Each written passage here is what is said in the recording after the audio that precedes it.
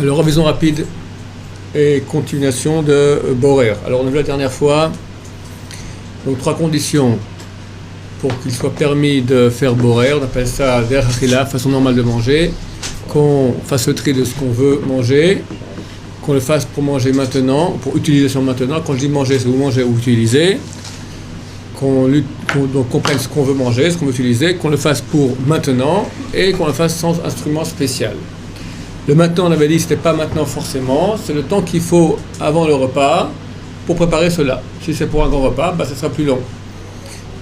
Et même si c'est pour la fin du repas qui sera très long, on peut le faire immédiatement avant le repas, bien qu'on le mangera, on le consommera qu'à la fin du repas si c'est un dessert. Mais s'il y a un grand arrêt entre la préparation et le repas, par exemple, on va faire un tour, on va prier, ça va pas.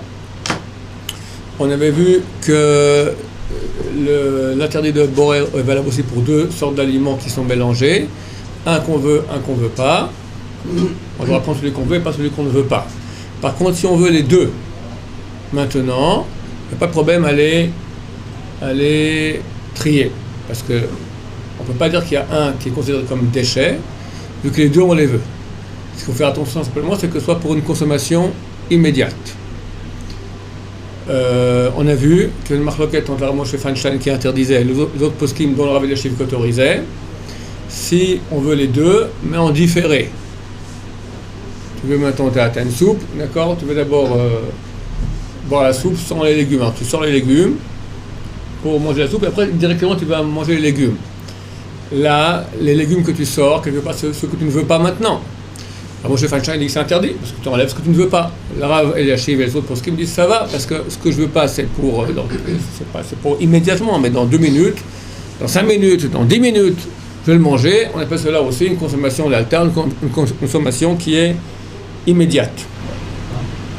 Oui. On va dire, il est posé comme un VFG. Chaque fois qu'il y aura ici interdit ou permis, il est comme permis.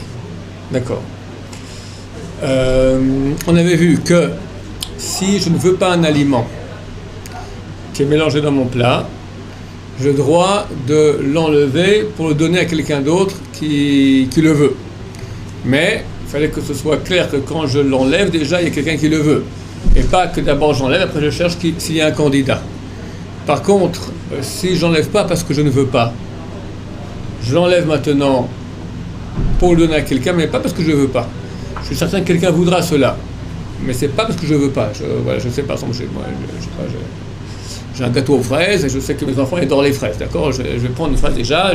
Qui veut la fraise? Je n'ai pas encore un candidat à la fraise. Mais quand je le prends maintenant, c'est pas parce que je n'aime pas les fraises. Moi, j'aime bien les fraises aussi. Je le fais maintenant pour le donner. Donc, c'est clair que la séparation, le tri, quand il s'est fait d'une chose que je voulais. Pas pour moi, mais pour quelqu'un d'autre. Et pas de ce que je ne voulais pas. Donc là, c'est clair, même si je n'ai pas le candidat qui est déjà désigné, ça va.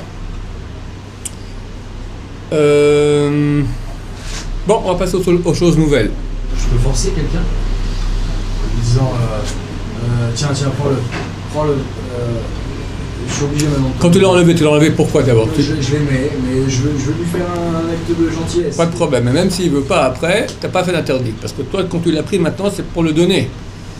Donc c'est pas dans l'optique de ce que tu n'aimes pas. Si tu l'enlèves parce que tu n'aimes pas les fraises, après tu cherches un candidat, ça va pas. Si maintenant tu aimes les fraises, mais tu veux donner ça à quelqu'un, donc tu le prends pour donner, donc quand tu es en train de trier, c'est pas quand est-ce que tu veux pas. Tu enlèves une chose qui est bonne. C'est pas un déchet. C'est pas considéré comme un déchet, c'est considéré comme une nourriture de choix, preuve en est que tu veux en gratifier quelqu'un d'autre. Grave, si on sait pas si on veut ou on veut pas, par exemple, un enfant on est en train de lui donner à manger et il veut pas une partie du manger, on doit le trier pour lui. Et on doit le trier pour lui, il veut pas, il n'aime pas les petits pois. Alors il faut trier ce qu'il veut, et pas trier ce qu'il ne veut pas. Un enfant, il n'aime pas les petits pois, il aime bien le riz. Et j'ai un riz mélangé aux petits pois. Je ne peux pas enlever les petits pois. C'est bon, c'est clair. Je peux, par contre, moi, moi chaque jour un petit pois, je le prends pour moi. Et je mange, ça va. Ok. Un point où tous les poskim m'interdisent, à part le Rabbi Yosef qui autorise. C'est le tri. Je ne sais pas comment on appelle cela en français. Miyun en hébreu. C'est quand on fait un tri entre 2 choses, entre 2 aliments, 2 objets. On a vu que c'était autorisé si je voulais les 2 pour maintenant. Je peux trier maintenant, quand je mets par exemple les couverts, juste avant le repas, vu que c'est pour une utilisation immédiate, je peux prendre dans ma main des fourchettes et couteaux mélangés et prendre une fourchette, un couteau, une fourchette, un couteau, bien que je fasse un tri. C'est permis vu que c'est pour utilisation immédiate. Est-ce que c'est permis pour utilisation non immédiate? Ça veut dire, j'ai maintenant, je suis en train de faire la vaisselle, j'ai maintenant dans mon ustensile là, tous les fourchettes, couteaux et cuillères mélangés, et je commence à les ranger dans leur tiroir. Fourchette, couteau, cuillère. Je fais un tri pour non-utilisation immédiate, pour que ce soit bien dans les tiroirs, pour quand quelqu'un l'utilisera dans quelques heures ou quelques jours. Est-ce que c'est permis ou non? Tous les poskim disent que c'est interdit.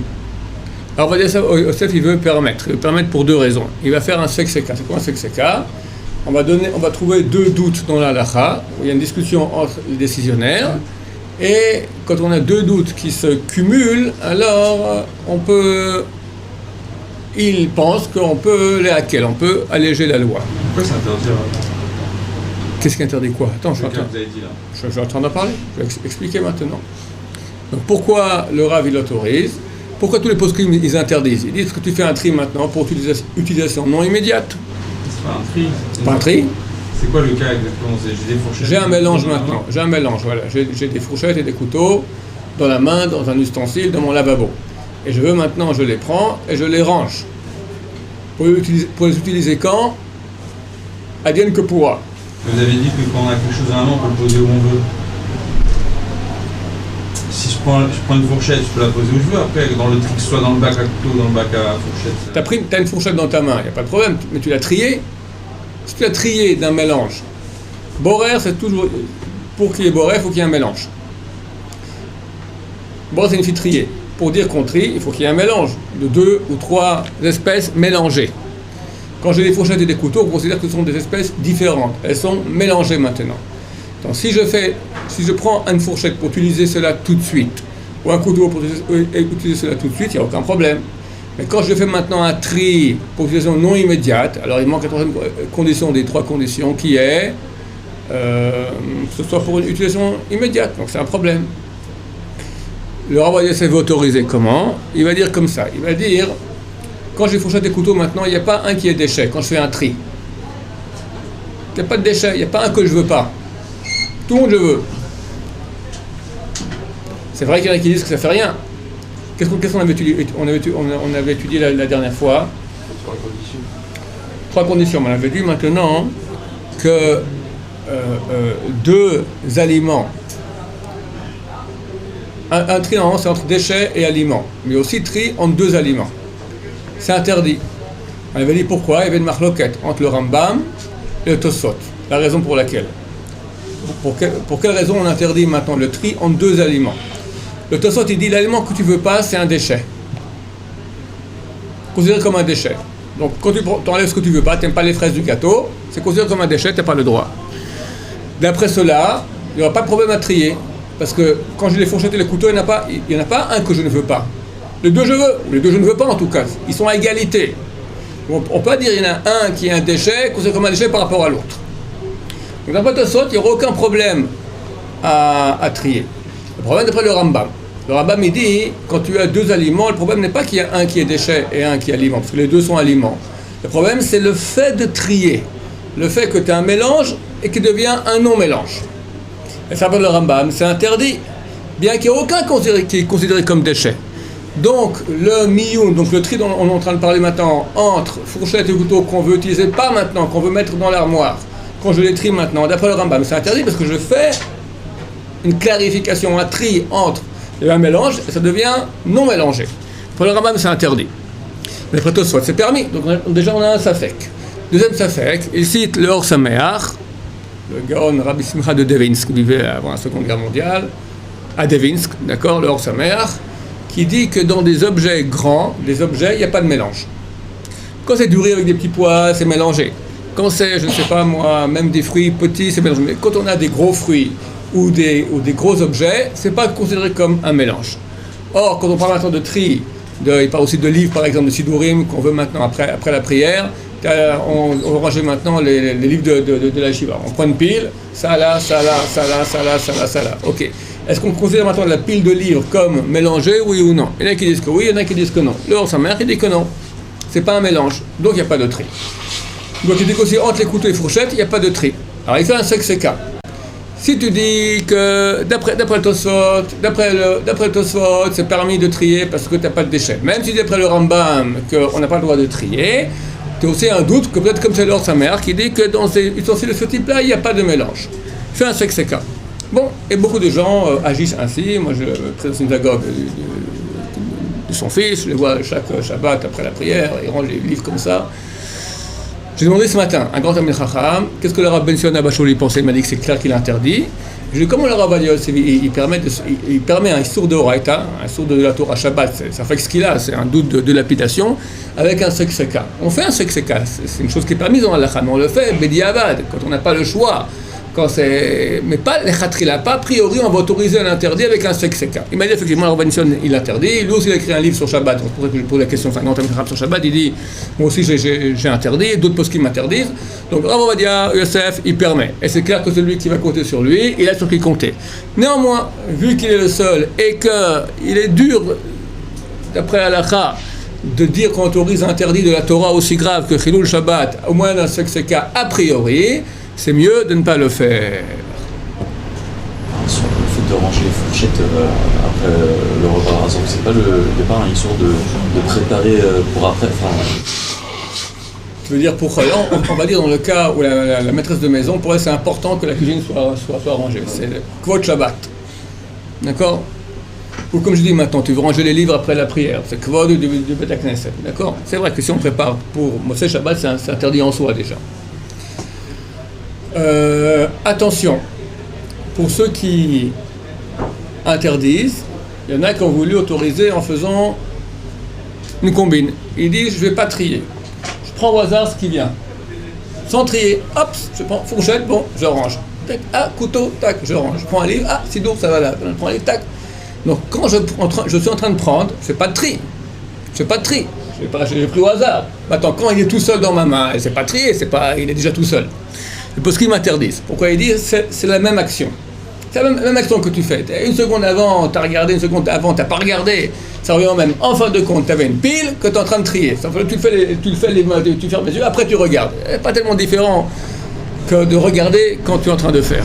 Oui. Si par exemple j'ai des couteaux, des fourchettes dans un tas et je prends que les couteaux, c'est comme si je prenais que le bon, non? Si tu veux utiliser pour maintenant, il n'y a aucun problème. Si c'est pour pas maintenant, ça va pas. J'ai une question.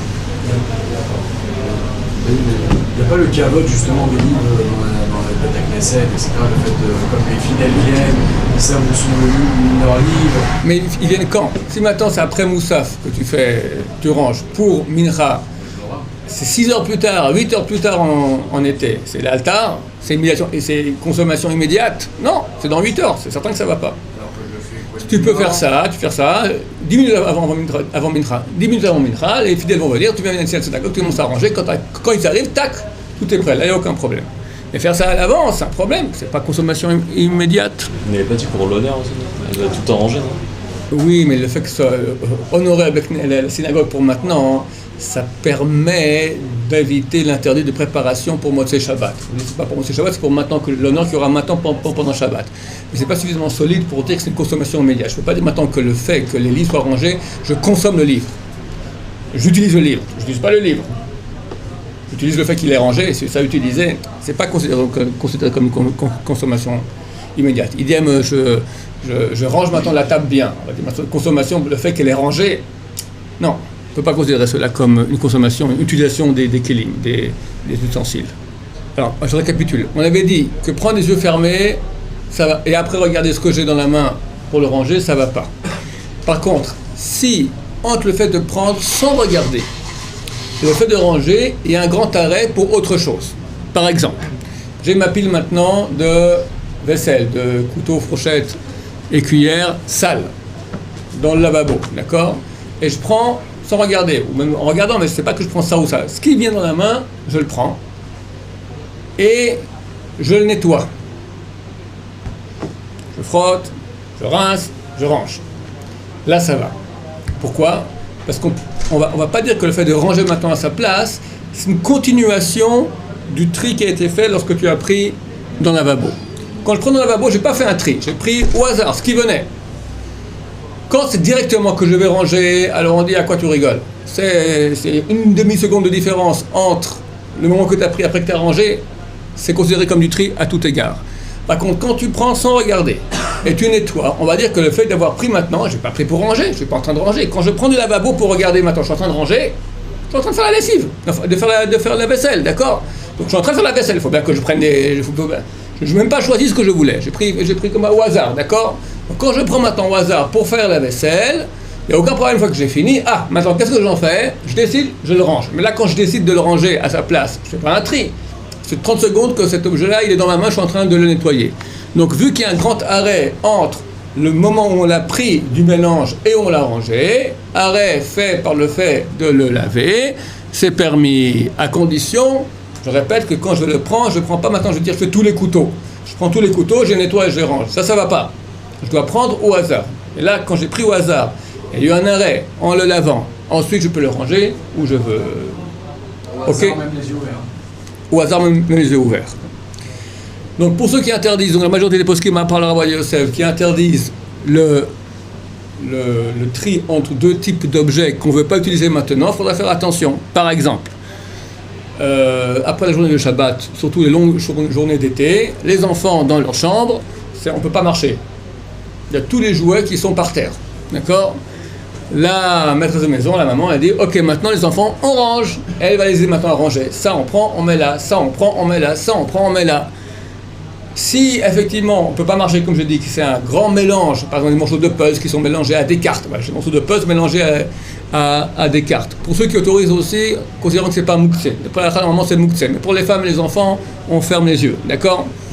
Alors, admettons que c'est pas mouxé, quelqu'un maintenant il commence à ranger. Alors, le morceau de puzzle il les met là, les cartes il les met là. C'est un million, c'est un tri, c'est interdit. Pourquoi? Parce que c'est pas fait pour consommation, pour utilisation immédiate, c'est fait pour être rangé. Donc ça va pas. Quelqu'un classe maintenant des photos. Il a toute une pile de photos, il les met dans des pages différentes de son classeur. Quelqu'un, les cartes. Les cartes, il les range dans un certain ordre pour la prochaine partie qui aura lieu dans 3 jours. D'accord? Toutes ces choses-là, il faut faire attention parce que c'est considéré comme du tri, et vu qu'on va, c'est pas pour une utilisation qui est immédiate. Oui. Si dans la chambre des enfants c'est le balagan ou pas, quand on veut jouer, le mettre dans une caisse, il est rangé après. Ça c'est le mieux. Qui joue aux cartes dans ce cas-là. Alors jouer aux cartes, c'est une question. Si chaque fois que tu prends des cartes du tas, d'abord une question, est-ce qu'on considère que les cartes sont mélangées ou pas? C'est pas clair parce qu'elles n'ont pas la même... t'as des as, t'as des reines, t'as des rois, t'as des mains, t'as de gens rigolos. Alors je sais pas s'ils sont considérés comme mélangés. C'est pas clair à mes yeux. Mais en tout cas, vu que c'est reste quand même un doute, ce qu'il faudra faire, c'est toujours prendre ce qu'on a besoin et pas prendre ce qu'on n'a pas besoin. Et d'habitude, quand on joue aux cartes, on prend ce qu'on a besoin, pas ce qu'on n'a pas besoin, n'est-ce pas? Ouais. Si tu prends ce que j'ai pas besoin, ce qui me dérange dans la série, là c'est un problème. Tu comprends? J'ôte ce qui me va pas. Par exemple, il y a des jeux de cartes où il faut que je trie en fonction des couleurs. Oui. Je trie les cartes avec les mêmes couleurs, par exemple les carreaux, je les mets avec les carreaux, les cœurs, je les mets Si avec... c'est pour utilisation immédiate, ça va. Si c'est pas pour utilisation immédiate, ça va pas. Ça c'est une question simple, le tri. La question elle est quand tu t'enlèves ce que tu n'as pas besoin. Tu as maintenant une série, là, ça je veux pas. Dès que tu l'enlèves. Ah, il y a des jeux comme ça, donc on n'a pas le droit de... Ça, c'est un problème. En tout cas... Un jeu de 54 cartes, on a besoin que de 32 pour jouer. Oui, on en a quelques-unes. Donc on en a quelques-uns, c'est pas... Si on prend les 32, les 24 premières, il n'y a aucun problème. Non, on les trie. On les trie, ça c'est un problème. Regardez, le vrai problème dans Borer, c'est que pour qu'il y ait interdiction de tri, il faut qu'il y ait mélange. Alors qu'est-ce qu'on appelle un mélange? C'est pas clair. C'est pas clair. Alors est-ce que les cartes, est-ce que vous considérez qu'elles sont mélangées, oui ou non? Oui. Alors, on dit mélange. C'est dur pour moi de dire que non. En tout cas, vu qu'on joue maintenant avec un interdit grave de lapidation, donc mieux vaut pas prendre de risques. Non, comprenez à quel point les choses elles sont... Sur un recto, on peut les reconnaître, sur un verso, on peut les reconnaître. Voilà. Et même sur le recto, on peut les reconnaître. Je me demande si c'est pas considéré comme la même espèce. Je ne sais pas. Je ne sais pas. Non, juste, d'après tout le monde, ce que permet Rabbi Yosef, il se fait la vidéo, Rabbi Yosef, sur ce qu'il fait là. C'est interdit d'après tout le monde, sauf lui. Regarde, même si c'est interdit, c'est un sexe-cas. On n'applique pas quelqu'un pour un sexe-cas. On n'applique pas quelqu'un pour un sexe-cas. Mais ça, c'est un sexe-cas, c'est un doute que tu transgresses un interdit de l'application. Parce que est-ce qu'on fait un sexe-cas les khatria? Est-ce que je t'autorise maintenant une chose Shabbat, a priori, en comptant sur un sexe-cas? Un doute? Non. Je te donne un exemple, tu vas comprendre.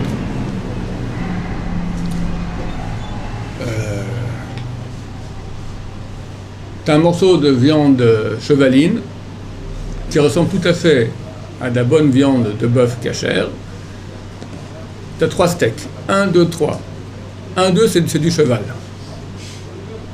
Tu prends un au hasard que tu mets avec 2 autres aussi. 2 autres cachets. 2 autres cachères aussi. Tu manges un des 3, oui ou non? Le rov. Al-Talacha, il n'y a aucun problème. À manger toute la viande. Même à manger tout. Mais manger un, c'est certain, sans aucun problème. C'est 1 sur 3. C'est un sexe-cas. Premier, quand je prends un maintenant, c'est du cheval ou du bœuf? Ça fait un doute. Je reviens maintenant dans les 3, et je prends maintenant un. C'est 2 doutes. Ok, bon appétit. Tu le manges? C'est beaucoup plus facile d'autoriser ça qu'autoriser le cas du sexe-cas de Borer. Beaucoup plus facile. Pourquoi c'est plus facile? Parce que d'après la khat, on a un din de bitul berov. Quand tu as une majorité, ça annule. Même quand tu as un dans les 3, d'après la khat, tu en prends un, tu jettes, tu manges les 2 autres, c'est complètement permis. Ça se trouve, tu vas manger du cheval. Il y en a même qui disent que tu peux manger les 3, mais pas en même temps, un après l'autre. 1, Non. 2, après tu dis non, le cheval que je mange, il est plus là, je peux le manger. Il y a même un avis qui dit ça. La n'est pas comme ça, ok? Pour te dire à quel point, parce que Vas-y, fais ça. non, lui il fait beaucoup plus cool que ça. C'est pas pour ça qu'on a. Elle te montre que toi, déjà tu es comme ça pour autoriser le cheval, alors que c'est que du cheval. Le cheval maintenant, dans les sources qu'il a, c'est dur pour nous de dire sur les bases d'un doute, surtout que dans le doute maintenant, il y avait du Rambam. Lui il va comme Tosfot. Or nous les Sfaradim, on va beaucoup plus après le Rambam. Et il prend du Rambam, mais enfin c'est que, mais ok, le Rambam, c'est super solide. Voilà. Bon, c'est déjà dans les méandres de la halakha. Je ne peux pas dire qu'il a tort, parce que qui sommes-nous et qui il est? Il est super solide, grand, et a les épaules pour dire oui. Il faut savoir que beaucoup de poskim disent que c'est interdit. Celui qui peut ne pas autoriser ainsi, à notre avis, c'est mieux de faire ainsi. On ne peut pas blâmer celui qui agira comme Rabbi Yosef, absolument pas. Ok? Baruch Adonai, l'olam, amen, amen.